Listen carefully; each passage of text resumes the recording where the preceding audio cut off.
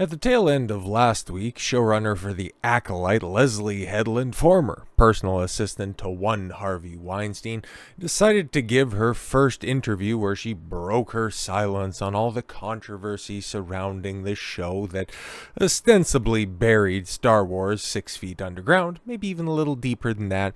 Who can really say? Because, well, the brand has been failing for a while, but that really did put a bow on it, okay? Because it really did have a terrible knock-on effect for the likes of the Skeleton Crew and, well, Andor. It ended up, gaining an audience over time, but still, it started low and it had to get a little bit higher. And honestly, when the only thing that you hear, okay, the only thing that hits the mainstream in regards to the once greatest cinematic franchise of all time is that there's a coven of lesbian space witches out there singing about the power of one, the power of two, the power of many. You're not exactly going to win back anybody that you spurned in your previous 12 years of stewardship of the brand. Unless, of course, you've got some people who really do like to indulge in some sour grapes. But yes, the contents of said interview for Leslye Headland was that, well, she really didn't want to take responsibility for her own writing, her own producing, her own directing on the show for the reason that it got canceled. No. It was the fascists and it was the racist fans that were out there. Now, to be fair, there was a little bit more context to that. She wanted to put all of the fandom, all of the critique fandom that is out there on social media in regards to Star Wars in 3 separate categories. But of course, she whipped out the R word, she whipped out the F word, none of the fun versions of the RF word, but hey, baby steps, I suppose. And as such, we went over some of the highlights at the beginning of this week, and I came to the conclusion that several other people have as well, that the creator of the show can't admit that the Star Wars show failed because it was bad. Yeah, it was really terrible from a multitude of different directions. But yes, before we move forward, let's take a look at where we've been so we can properly see what happens with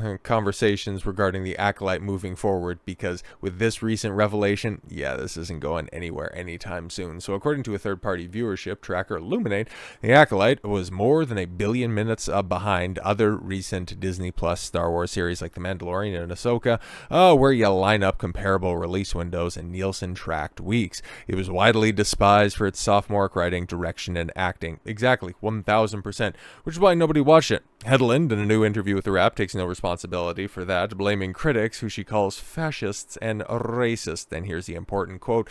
There are some of them that I respect, and there are some of them that I think are absolutely snake oil salesmen. Just opportunists, she said. Then, of course, there are the fascists and racists, so it runs the gamut. It isn't just one thing or another. This is, of course, after she said that, I've been a part of this community for a really long time, and I even support and watch some of them on Patreon. It's like, why do you immediately jump to finances? Oh, because we know what drives you. So instead of assessing her 6 hours of work, actually shit, it wasn't even that much. It was 6 episodes, right? And it was like 30 to 35 minutes per, and I think that the final episode was 54, 45 or something like that. But even still, it was a laughably short season that cost an excruciating amount of money, $230 million. Give me a break. And while the critics really loved it, I thought it got like an 80% on Rotten Tomatoes or something like that. It was definitely certified fresh.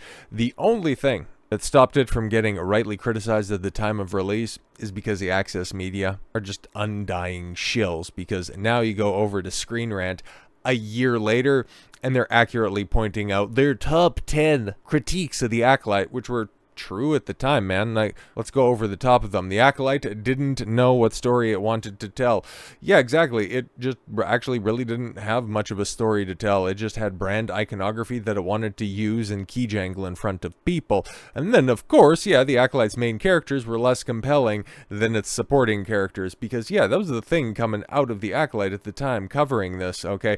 Nobody really had much to say about Amandla and her 2 very dynamic performances, because, well, they were both played virtually the same, and some of her line delivery was amateurish at best, okay? So there's one thing that some people did point out, and unless you're the likes of, Shadiversity, shout out, and breaking down all of the highly choreographed fight scenes. Like, okay, episode 5, spoilers, they're gonna, highlight that as the one truly great episode, which it isn't. You break it down scene by scene and the action is just as sloppy as ever. But some of it, just if you're glancing over the top of it, if you're doom scrolling on social media and then you just pop your head up for a second to see where the cringe is gonna end, you might go, oh yeah, some of those sequences were alright. But yes, I can agree with this for at least somewhat. Okay, the Acolyte's main redeeming quality is its action sequences. The fight sequences always worked. No. There were a bunch of action sequences. What was that? Episode 7? Maybe there were 8 episodes. I think there were 8 episodes. Sorry, my mistake. So yes, the 4 hours of content. But yes, episode 7, like, it's big stupid fight scene. Like, there is some really bad choreography, and you do not need to be an expert in order to point it out. So no, it didn't always work. And in fact, it was just as amateurish as everything else. And yeah, Vernestra Rowe, actually these next 2, okay, it was unnecessary addition to the Acolyte. Well, so was Yoda, and so was Ki-Adi-Mundi. And then yes, her stupid lightsaber whip, which I cannot get behind this, man, because if you can have theoretically a lightsaber that reaches 20-25 feet or something like that, why not just have it as like a lightsaber instead of just a fucking flumpy whip that's just going to move around everywhere? That just means it's more dangerous to the user than it is to your opponent, because, okay, cool, what is more effective? Waiting for the whip to crack when you try to attack somebody, or to just simply have the reach where you can just go ahead and poke at somebody and fucking hoist them up like Sephiroth with his 8-foot-long katana? Like, it's so stupid, man. The badass lightsaber variant was underutilized. No, it never should have showed up, because the one time it was used, it was fucking laughable. That's exactly what it is. Kind of like the character herself. Another horrific, terrible actress. And the Acolyte wasted some major cast members. Yeah, because if you remember all of the marketing about this series, it was all centered around, oh, hey, we got Trinity from The Matrix. That's really cool.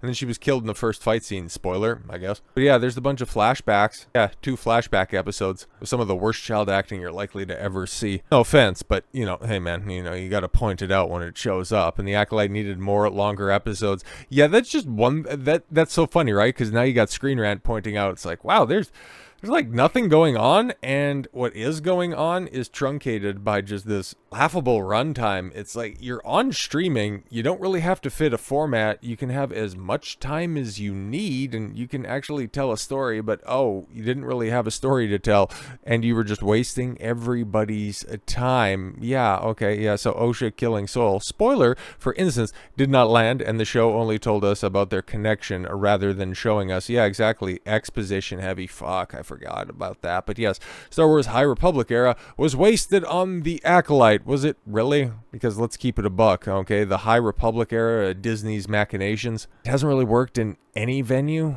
okay? Comics, novels, any other media as well. It's like, yeah, it could theoretically be an interesting time. It's just whenever a story is attempted to be told during this era, it always falls flat on its fucking face, because you try to squeeze in a bunch of cringe bullshit that nobody actually wants. And the Acolyte, yes, only has one truly great episode. Episode 5 shines. No, it doesn't.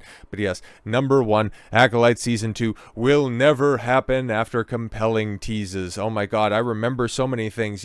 Darth Plagueis, we got Darth Plagueis. Yoda, we got Yoda. Well, we got The Last Jedi's Yoda puppet, but hey, we got so many keys to Jango, and what's gonna happen, because Osha ended up getting, Sith pilled, and now she's gonna be Smilo Ren's apprentice, but we're never ever gonna get any of that stuff, and Amandla Stenberg is never gonna be able to cut a sequel to her infamous diss track, and in fact, she's not gonna have anywhere to post it, because this is awfully coincidental, and like I said at the beginning, I kind of know that we're probably not going to be done with the Acolyte, because after Leslye Headland comes out and drops her fascist and racist attack on the fans, now we know that Amandla Stenberg is very likely to get a similar type interview, and then she's going to run out and say, oh yeah, I got so many threats after that, I can't provide any of them because I closed down my Instagram page, but oh, trust me, bro, they were definitely out there.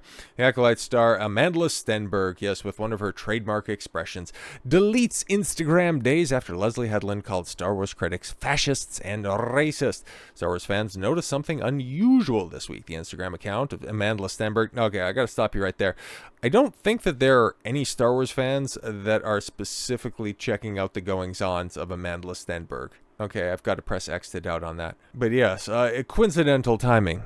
Okay, just days after Acolyte showrunner Leslye Headland reignited the controversy by labeling some critics of the series as fascist and racist.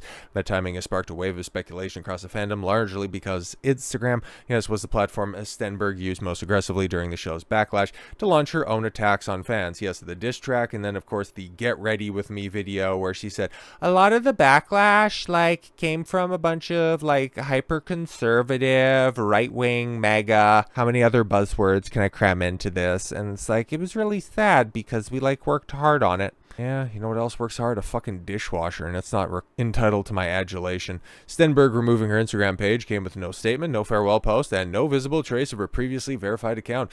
The profile, it didn't go private either. It simply disappeared, leaving fans to question whether it was an intentional retreat from the public spotlight or a retreat to another round of negative press for her canceled Disney Plus Star Wars series.